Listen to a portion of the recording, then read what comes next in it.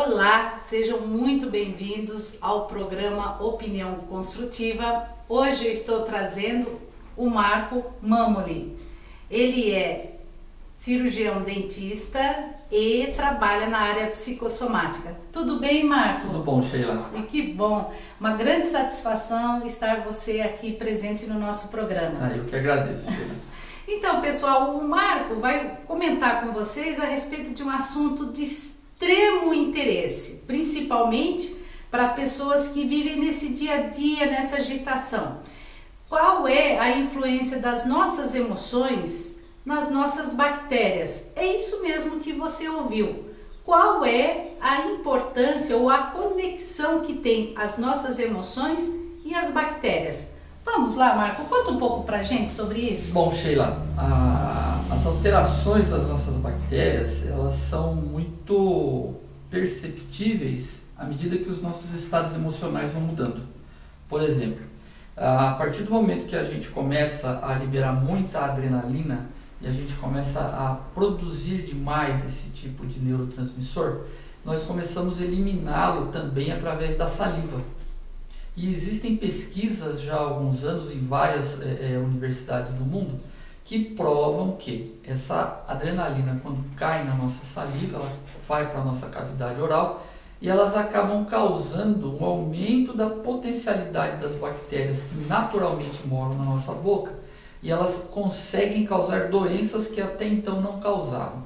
Então a gente observava coisas muito interessantes. Nós dizíamos assim: você está num processo de muito estresse e o seu aparelho imunológico ele entrou em hipofunção. Hoje a gente pode dizer assim, nós estamos sob um estresse mais intenso, liberando muita adrenalina, e essa adrenalina em contato com alguns tipos de bactérias, não são todas, Sheila, elas acabam ganhando uma capacidade de causar mais doenças do que o normal. Por exemplo, elas estando dentro de um meio com várias outras bactérias, elas vivem em equilíbrio, como numa comunidade. A partir do momento que uma população ela começa a se sobrepor a outra, ela acaba ganhando maior potencial de causar doenças específicas que essas bactérias causam. Então hoje nós sabemos, por exemplo, que algumas doenças gengivais, as periodontites que a gente fala, elas têm uma ligação direta com esse processo. A primeira pesquisa ela foi feita, se não me engano, na Universidade de Birmingham, onde constatou-se que as nossas dores de estômago estavam muito mais ligadas à capacidade de algumas bactérias estomacais causar doença, enquanto elas entravam na presença da adrenalina. Então não é que a adrenalina em si ela causa uma alteração no nosso sistema imunológico. A adrenalina acaba aumentando a potência ou a patogenicidade de algumas bactérias. Que interessante. E isso, Marco, você pode nos comentar a respeito de idade? Independe da idade, o adolescente, a criança, o adulto? Não. Está tudo dentro do mesmo sistema? O que a idade vai trazer é uma melhor resposta do sistema imunológico. Que interessante. Então, se o indivíduo com mais idade tem um sistema imunológico mais deprimido, por exemplo, ou menos funcional, é óbvio que a manifestação da patologia vai ser mais intensa. Mas da mesma maneira, uma criança pode não estar com o seu sistema imunológico adequado, ela vai manifestar com intensidade num adolescente. Então, a idade ela vai estar muito ligada à capacidade de defesa, só, mais nada. Então, não é porque o indivíduo ele é mais velho, ele vai ter assim, uma reação X. Não, depende muito do seu sistema imunológico. Mas que interessante. E você daria, por exemplo, algumas orientações nesse aspecto de como que a gente poderia, então, trabalhar de uma forma com as emoções, uma terapia, ou então fazer alguma coisa, um hobby? Isso ajuda, Marco? Isso é real? Isso ajuda? Olha, a terapia é a melhor ferramenta. Que interessante. Não existe, por exemplo, as pessoas falam muito, vamos fazer meditação, por exemplo. Eu conheço pessoas que não conseguem ficar em silêncio, relaxadas. Elas precisam estar num ambiente mais agitado, elas se sentem bem. Então as propostas que surgem, elas são muito quadradinhas, muito fechadas, né? Então você pode atingir isso fazendo meditação.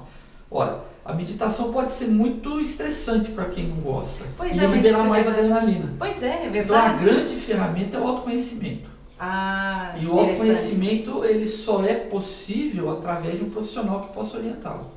Né? Esse profissional é o psicólogo, não tem como fugir. Então o terapeuta, né, o psicólogo, ele tem condições técnicas e profissionais para poder oferecer com segurança que esse paciente ele possa se autodescobrir.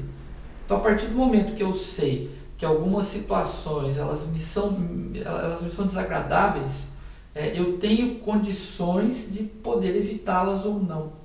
E a partir daí eu vou construindo zonas de conforto, vou construindo condições para que eu entre o mínimo possível em contato com elas, ou eu aprendo a lidar com elas, eu vou perder a ansiedade diante delas, eu vou ficar com menor reação de defesa ou ataque em cima dessa situação. Então é o conhecimento, a melhor ferramenta é o conhecimento, o melhor remédio é o conhecimento.